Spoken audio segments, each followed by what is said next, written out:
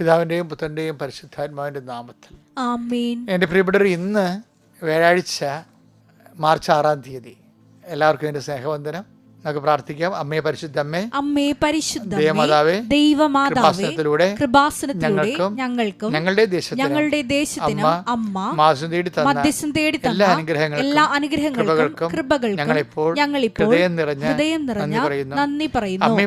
അമ്മേ പരിശുദ്ധമ്മേ, ദൈവമാതാവേ, 2004 ഡിസംബർ 7-ാം തീയതി ഉച്ചകഴിഞ്ഞ് 2:30 കൃപാസനത്തിൽ സംഭവിച്ച അമ്മയുടെ പ്രത്യക്ഷീകരണത്തെ കുറിച്ച് തിരുസഭയ്ക്ക് സമർപ്പിച്ചിരിക്കുന്ന പഠനരേഖകളുടെ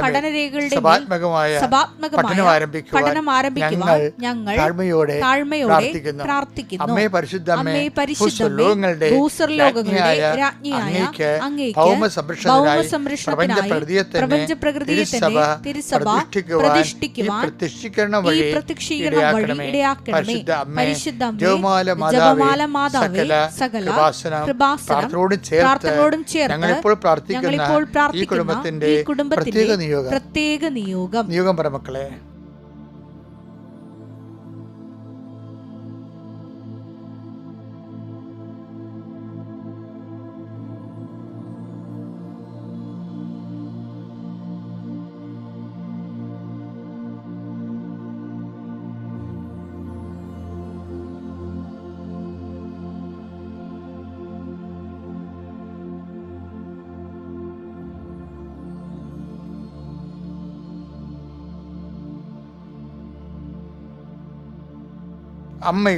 അമ്മയുടെ പ്രത്യക്ഷീകരണത്തിന്റെ ഈ അനുഗ്രഹവേളയിൽ ഞങ്ങൾക്ക് സാധിച്ചു തരുവാൻ കനിയണമേ.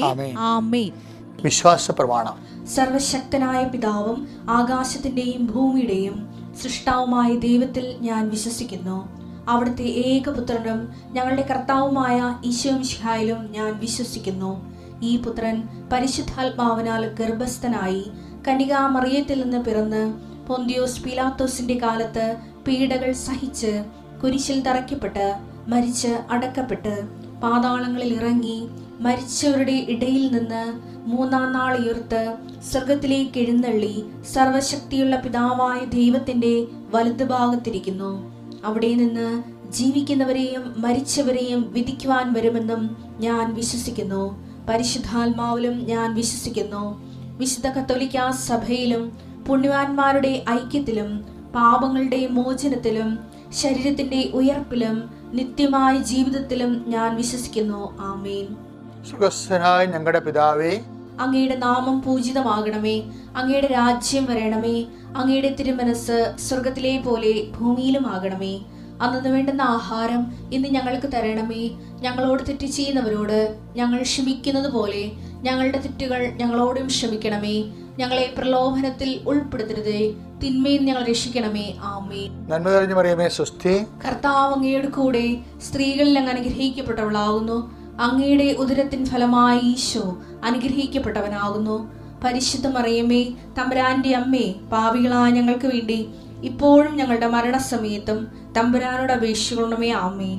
എൻ്റെ പ്രിയപ്പെട്ടവരെ, അനുദിന അനുഗ്രഹ പ്രാർത്ഥന ആരംഭിക്കുന്ന കർത്താവ് എന്തുമാത്രം മനുഷ്യരാണെന്നറിയോ ഇതുവഴി അനുഗ്രഹിക്കണത്. തന്നെയല്ല മക്കളെ, നമ്മൾ ഒരു പ്രാർത്ഥനയിൽ രാവിലെ പങ്കെടുത്തുകൊണ്ട് അന്നത്തെ ദിവസത്തിൻ്റെ മുഴുവൻ വിഷയങ്ങളെ കർത്താവിൻ പരിശുദ്ധ അമ്മയുടെ മാധ്യസ്ഥ പ്രതിഷ്ഠിച്ച് ഈശോയ്ക്ക് കൊടുത്തുകൊണ്ട് ജീവിക്കാൻ എന്ത് സുഖമാണ്. അപ്പോൾ ഇതൊരു വലിയൊരു ദാനമായിട്ട് കരുതണം. കർത്താവെ, ശിരസ് നമിച്ച് അങ്ങയുടെ ദിവസത്തിന് നിൽക്കുന്ന മക്കളുടെ മേൽ നിൻ്റെ പീഡാനുഭവത്തെ ഓർത്തുകൊണ്ട് കരുണ തോന്നണമേ, അലിപ്പ് തോന്നണമെന്ന് പ്രാർത്ഥിക്കുന്നു. കർത്താവ് നിൻ്റെ ഹൃദയം തുറന്നുകൊണ്ട് കരുണ അങ്ങയുടെ മക്കളേക്ക് വർഷിക്കണമെന്ന് പ്രാർത്ഥിക്കുന്നു. കർത്താവ് പലരും കർത്താവ് ജീവിതത്തിൽ തെറ്റിപ്പോയിട്ടുണ്ട്. അങ്ങേ മറന്ന് ജീവിച്ചിട്ടുണ്ട്.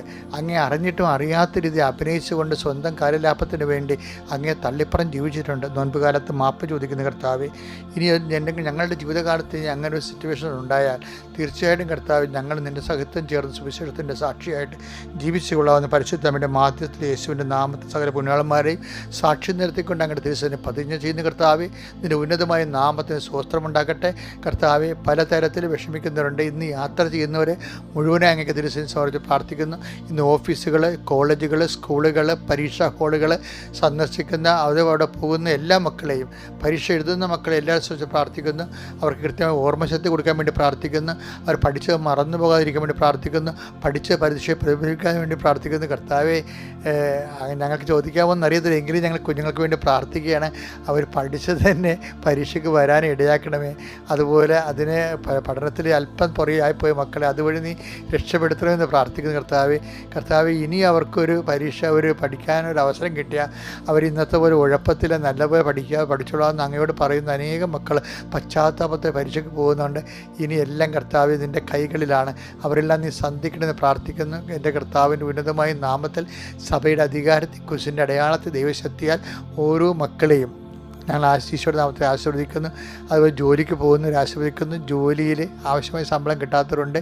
ജോലി ടെർമിനേറ്റ് ചെയ്യണോ, എഴുതി കൊടുക്കണോ, ടെർമിനേഷൻ പേപ്പർ കൊടുക്കണോ, പേപ്പർ ഇടണോ വേണ്ടേ എന്നൊക്കെ ചിന്തിച്ച് വിഷമിക്കുന്നവരുണ്ട്. അവർക്കെല്ലാം കൃത്യമായി തീരുമാനം എടുക്കാനും കർത്താവെ, അവർക്ക് അതിനേക്കാൾ ബെറ്ററായ ജോലി കിട്ടുമെന്ന് ഉറപ്പ് വന്നാൽ മാത്രമേ ആരുടെയും സമ്മർദ്ദം അകപ്പെട്ട് കർത്താവ് ജോലി നഷ്ടപ്പെടാൻ അനുവദിക്കല്ലേ എന്ന് പ്രാർത്ഥിക്കുന്നു. എൻ്റെ കർത്താവിൻ്റെ ഉന്നതമായ നാമത്തിൽ ഗർഭിണികളായ അമ്മമാരെ സംബന്ധിച്ച് പ്രാർത്ഥിക്കുന്നു. അവരുടെ ഗർഭസ്ഥ ശിശുവിന് എന്തെങ്കിലും തകരാറുകളോ, ഗർഭസ്ഥ ശിശുവിൻ്റെ ഹൃദയത്തിന് ഹോളുകളോ, ഓട്ടിസത്തിൻ്റെ സൂചനകളോ, വളർച്ചക്കുറവോ എന്തെങ്കിലും ഉണ്ടെങ്കിൽ കർത്താവ്, സ്പോട്ടിംഗ് ഒക്കെ വന്ന് പോയിട്ടുള്ളവർ, ഗർഭാപോഷന് വേണ്ടി പറഞ്ഞിട്ടുള്ളവർ സംഘർഷം അനുഭവിക്കുന്നുണ്ടെങ്കിൽ അവരെ പ്രത്യേകം സമർപ്പിച്ച് പ്രാർത്ഥിക്കുന്ന ഈശോയെ, അമ്മ പരിശുദ്ധ കൃപാസന അൽത്താറിൽ അവിടുന്ന് ചെന്ന് അമ്മ അവരെ സ്പർശിച്ചിട്ട് അവർക്ക് അതിൽ നിന്ന് കർത്താവ് സന്ധിപ്പ് കൊടുക്കണം, സൗഖ്യം കൊടുക്കണം പ്രാർത്ഥിക്കുന്നു. അതുപോലെ ഓപ്പറേഷൻ വിധേയമാകുന്ന പേഷ്യൻസ് ഉണ്ട് കർത്താവ്. കരരോഗികളുണ്ട്, കിഡ്നി രോഗികളുണ്ട്, ഹൃദയരോഗികളുണ്ട്, ശിരസ്സിന് മുഴകളുള്ളവരുണ്ട്, ഞരമ്പുകൾ സിസ്റ്റുകളുള്ളവരുണ്ട്, PCOD രോഗികളുണ്ട്, പിസ്റ്റുല രോഗികളുണ്ട് കർത്താവ്, നടുവേദനക്കാരുണ്ട്. അവരെല്ലാം നീ സ്പർശിക്കണം.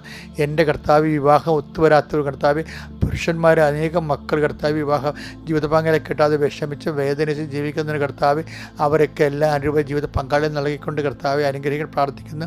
കർത്താവെ, ജീവിത മാർഗ്ഗങ്ങളിൽ നഷ്ടപ്പെട്ടവർ, വസ്തു വിൽക്കാനുള്ളവർ, വസ്തു എടുക്കാനുള്ളവർ, വീട് സ്ഥലം നഷ്ടപ്പെട്ടവർ, വീട് സ്ഥലം പുതുതായിട്ട് എടുക്കാനുള്ളവർ, കടങ്ങൾ പരിഹരിക്കാനുള്ളവർ, കർത്താവ് ലേലം, ചിട്ടി, ഇങ്ങനെയൊക്കെയുള്ള സാമ്പത്തിക വിഷയങ്ങൾക്ക് കർത്താവ് അനുകൂലമായ തീരുമാനം ഉണ്ടായിരുന്നെങ്കിൽ എന്ന് കണ്ണീരോടെ പ്രാർത്ഥിക്കുന്നവരുണ്ട്.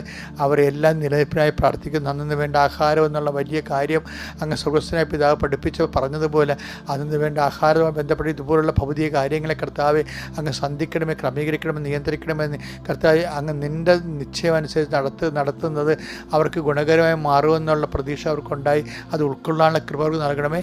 എൻ്റെ കർത്താവിൻ്റെ ഉന്നതമായ നാമത്തിൽ സഭയുടെ അധികാരത്തിൽ കുരിശിൻ്റെ അടയാളത്തിൽ ഞാൻ നിങ്ങളെയും നിങ്ങളുടെ കുടുംബത്തെയും നിങ്ങളുടെ യാത്രയെയും നിങ്ങളുടെ തിരിച്ചു വരവിനെയും കർത്താവിൻ്റെ നാമത്തെ ആശീർവദിക്കുന്നു. എൻ്റെ പ്രിയപ്പെട്ടവരെ, റെസിപ്രോക്കൽ വേർഡെന്നും പറഞ്ഞ് നമുക്ക് ബൈബിളിൽ കുറേ തരം വാക്കുണ്ട്. ബൈബിളിലെ വചനങ്ങളിൽ ഇങ്ങനെ ചാർട്ട് ചെയ്ത് കഴിഞ്ഞാൽ ഇപ്പം കീ വേർഡെന്ന് പറയും, താക്കോൽ വചനങ്ങൾ വെച്ച് കഴിഞ്ഞാൽ ഒരു വചനം, ഒരു താക്കോൽ കിട്ടിക്കഴിഞ്ഞാൽ പല മുറികൾ തുറക്കാവുന്ന. ഇപ്പോൾ ഒരു ഹോളിൻ്റെ അകത്ത് കുറേ മുറികളുണ്ടെന്ന് വിചാരിച്ചോ, അപ്പോൾ അതിൻ്റെ അകത്ത് ആ ഹോളിൻ്റെ താക്കോൽ കിട്ടിക്കഴിഞ്ഞാൽ നമുക്ക് എല്ലാ മുറികളിലേക്കും കയറാൻ പറ്റും. അതുപോലെയുള്ള കീ വേർഡുകളുണ്ട്. ഒരു വചനത്തിൻ്റെ ഓപ്പൺ സെൻഡ് നമുക്ക് കിട്ടിക്കഴിഞ്ഞാൽ ആ വിഷയത്തെക്കുറിച്ചുള്ള ദൈവത്തിൻ്റെ പല വിഷയങ്ങളെക്കുറിച്ച് നമുക്കറിയാൻ പറ്റും. ഇനി മദർ വേർഡുണ്ട് ബൈബിളിൽ.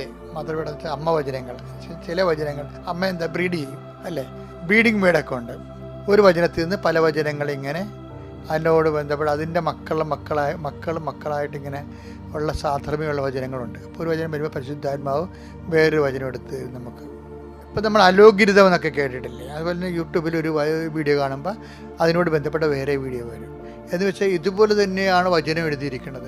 അതായത് ഇതിൻ്റെ അകത്ത് ഒരു വചനം പറയുമ്പോൾ അതിൻ്റെ സിസ്റ്റർ വചനവും അതിൻ്റെ സൺ വചനവും ഒക്കെ നമുക്ക് കർത്താവ് തരും. അപ്പോൾ അതിനാണ് മദർ വേർഡ് എന്ന് പറയുന്നത്. ഇതുപോലെ തന്നെ ആണ് ഷാഡോ വേർഡ് എന്ന് പറയും. ഷാഡോ വേർഡ് എന്ന് വെച്ചാൽ ഒരു വസ്തു വേർഡ് പറഞ്ഞാൽ അതിൻ്റെ ഷാഡോ വേർഡ് ഉണ്ടാകും. ഉദാഹരണത്തിന് ഞാൻ ഒരു കാര്യം പറയണേ. അതായത് ഇപ്പോൾ കാലത്തിൻ്റെ അവസാനം വരെ ഞാൻ നിങ്ങളുടെ കൂടെ ഉണ്ടാകും, കർത്താവ് പറഞ്ഞ ഏറ്റവും വലിയ പദവിയല്ലേ. അപ്പോൾ അതിൻ്റെ ഷാഡോ വേർഡ് എന്താണ് ശരിക്കും പറഞ്ഞാൽ? അത് വസ്തു വേർഡാണ്. അപ്പോൾ അതിൻ്റെ ഷാഡോ വേർഡ് നിഴൽ വചനം എന്താണ്? കർത്താവിൻ്റെ മനസ്സ് പഠിച്ചാൽ നമുക്ക് മനസ്സിലാകും. കർത്താവ് ഒരു സ്റ്റേറ്റ്മെൻറ്റ് ഇറക്കി കഴിഞ്ഞാൽ അത് അതിൻ്റെ ഒരു ഷാഡോ ഉണ്ടാവും. റെസിപ്രോക്കലായിട്ടുള്ള. ഇപ്പം എന്താണ്, ഞാൻ നിങ്ങളുടെ കൂടെ ഉണ്ടാകുമെന്ന് പറയുമ്പോൾ തന്നെ കർത്താവിൻ്റെ അടിമനസ്സുണ്ട്. എന്താണ്, നിങ്ങളും എൻ്റെ കൂടെ ഉണ്ടാകണം, അതാണ് വിഷയം. അല്ലാതെ ഏകപക്ഷീയമായിട്ട് അപ്പം നമ്മൾ തോന്നി മാസത്തിൽ ഇപ്പം നോൻപ് കാലമായതുകൊണ്ട് കർത്താവ് ഇങ്ങനെ പറയണമെന്ന് തോന്നുന്നത്.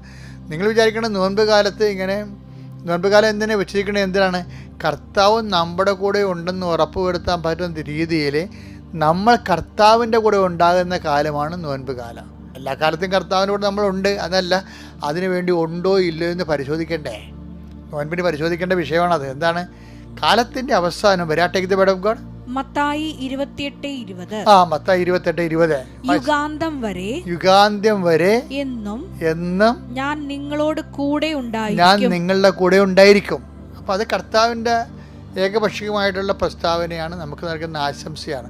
പക്ഷേ അതിൻ്റെ ഷാഡോവേഡ് എന്താണ്, നീ എൻ്റെ മുമ്പാകെ ഉണ്ടാകണം, കുറ്റമറ്റവനായിരിക്കണം. അതാട്ടെ വേർഡ് ഓഫ് ഗോഡ്. ഉൽപ്പത്തി 17:1. ഉൽപ്പത്തി 17:1 എന്താണ്, അബ്രാമിന് 99 വയസ്സായപ്പോൾ, അബ്രാഹത്തിന് 99 വയസ്സായപ്പോൾ കർത്താവ് പ്രത്യക്ഷപ്പെട്ട് അവനോട് അരുളി ചെയ്തു, സർവശക്തനായ ദൈവമാണ് ഞാൻ, എന്റെ മുമ്പിൽ വ്യാപരിക്കുക, കുറ്റമറ്റവനായി വർത്തിക്കുക.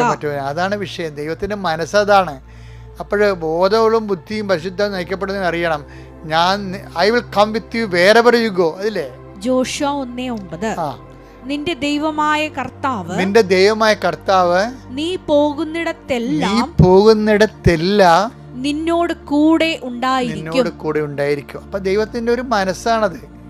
അപ്പം അതിൻ്റെ അകത്തുള്ള ഇപ്പം ഈശോ എന്ന് പറഞ്ഞാൽ നമ്മൾക്ക് എന്തെങ്കിലും ഡിമാൻഡ് ചെയ്താൽ, ഈശോ എന്തെങ്കിലും നമുക്കൊരു പ്രോമിസ് ചെയ്താൽ ഒരു ഡിമാൻഡ് ഉറപ്പാണ്. നമുക്കൊരു വാഗ്ദാനം തന്നാൽ കർത്താവ് ഒരു നിബന്ധനയും തരും. വേർഡ് ഓഫ് ഗോഡ് അങ്ങനെയാണ് ഡിസൈൻ ചെയ്തിരിക്കുന്നത്. എന്താണ്, ഞാൻ നിങ്ങളോട് കരുണ കാണിക്കും. പക്ഷെ എന്താ പ്രശ്നം, ഞാൻ കരുണയുള്ളവരായിരിക്കുന്ന പോലെ നിങ്ങളും കരുണയുള്ളവരാ. അതുമായിട്ട് ആ വചനം എടുത്തേ, ലൂക്ക 6:36. നിങ്ങളുടെ പിതാവ് കരുണയുള്ളവനായിരിക്കുന്നത് പോലെ നിങ്ങളും കരുണയുള്ളവരായിരിക്കും. അതായത് ദൈവം ഒരു വാഗ്ദാനം നമുക്ക് നൽകിയാൽ ദൈവം നമ്മളിൽ നിന്ന് അതേ രീതിയിലുള്ള അതേ വോളിയമുള്ള നമ്മുടെ ഭാഗത്തു നിന്നുള്ള ഒരു ഇൻവെസ്റ്റ്മെൻറ്റ് ദൈവം കണക്കിലെടുക്കുന്നുണ്ടെന്ന് അറിയണം. അല്ലാതെ അതാണ് ഇപ്പോൾ തന്നെ ബി പെർഫെക്റ്റ് 5:48 മത്തായിയുടെ സുവിശേഷം. അതുകൊണ്ട് നിങ്ങളുടെ സ്വർഗസ്ഥനായ പിതാവ് പരിപൂർണനായിരിക്കുന്ന പോലെ നിങ്ങളും പരിപൂർണരായിരിക്കുവിൻ. ഇപ്പം ഏകപക്ഷികമായ അനുഗ്രഹങ്ങളൊന്നുമില്ല. എല്ലാം നമ്മളിൽ നിന്ന് പേയ്മെൻ്റ് ഉള്ളത് മാത്രമേ ഉള്ളൂ. ഇപ്പം ഞാൻ നിങ്ങളുടെ കൂടെ ഉണ്ട്, നിങ്ങൾ എവിടെ പോയാലും ഞാൻ നിങ്ങളുടെ കൂടെ ഉണ്ടായിരിക്കും അടച്ചത് കഴിഞ്ഞാൽ എൻ്റെ അർത്ഥം എന്താണ്, ദൈവം എവിടെ പോയാലും നമ്മളും ദൈവത്തിൻ്റെ കൂടെ ഉണ്ടാകണമെന്നാണ്. പറഞ്ഞ മനസ്സിലായില്ലേ? ദൈവം ചിലപ്പോൾ കുരിശെടുക്കും, ദൈവം ചിലപ്പോൾ കാൽവരിയിലേക്ക് പോകും, അപ്പം നമ്മളും കൂടെ പോകണം. അപ്പം ഞാൻ ഉയർത്തുന്നതിൻ്റെ മഹത്വം മാത്രം മതിയെന്ന് പറഞ്ഞില്ലേ, ഞാൻ ഉദ്ധാനത്തിലേക്ക് മാത്രമേ ഉള്ളൂ, ദൈവം കുരിശിൻ്റെ കൂടെ ഇല്ലെന്ന് പറഞ്ഞാൽ അങ്ങനെയല്ല. I will come with you wherever you go. ചിലപ്പോൾ രോഗത്തിൻ്റെ ഒരു കാലം വരും, ചിലപ്പോൾ തള്ളിപ്പറച്ചിൻ്റെ ഒരു കാലം ഉണ്ടാകും, ചിലപ്പോൾ നമുക്ക് ഒറ്റി കൊടുക്കേണ്ട കാലം ഉണ്ടാകും. അപ്പോൾ എൻ്റെ ദൈവം കടന്നു പോകുന്ന അതിൻ്റെ വഴികളിലൂടെയാണ് ഞാൻ കടന്നു പോകണമെന്ന് മനസ്സിലാക്കണം. നോൻപ് കാലത്തും പീഡാനുഭവ കാലങ്ങളിലേക്ക് നമ്മൾ പോകുമ്പോൾ എപ്പോഴും I will come with you wherever you go എന്ന് പറഞ്ഞതിൻ്റെ അർത്ഥം, എവിടെ പോയാലും ഞാൻ നിങ്ങളോട് ഉണ്ടായിരിക്കുന്നത്. ജോഷുവ 1:9 പറഞ്ഞതിൻ്റെ അർത്ഥം, എവിടെ പോയാലും ഞാൻ നിങ്ങളുടെ കൂടെ ഉണ്ടായിരിക്കുന്ന പോലെ ഞാൻ എവിടെ പോയാലും നിങ്ങളും എൻ്റെ കൂടെ ഉണ്ടായിരിക്കണമെന്നാണ്. അതാണ് ആധ്യാത്മിക ജീവിതം എന്ന് പറയുന്നത്. അപ്പോൾ ഈ നോൻപ് കാലം എന്ന് പറയണത് ദൈവം നമ്മുടെ കൂടെ ഉണ്ട് എന്ന് പറഞ്ഞ് അതിനേക്കാളുപരി നമ്മൾ ദൈവത്തിൻ്റെ കൂടെ ഉണ്ടോ. ഏത് കാലാവസ്ഥയിലും നമ്മൾ ദൈവത്തിൻ്റെ കൂടെ ഉണ്ടാകാൻ വേണ്ടി വിശ്വാസം, വിശ്വസ്തതയും പ്രത്യാശയും നമുക്ക് വേണം. നോൻപ് ഇതുപോലെയുള്ള പുണ്യങ്ങൾ ആർജിക്കേണ്ട ഒരു കാലമായി മാറട്ടെ. ദൈവം നിങ്ങളെ അനുഗ്രഹിക്കട്ടെ. Praise the Lord.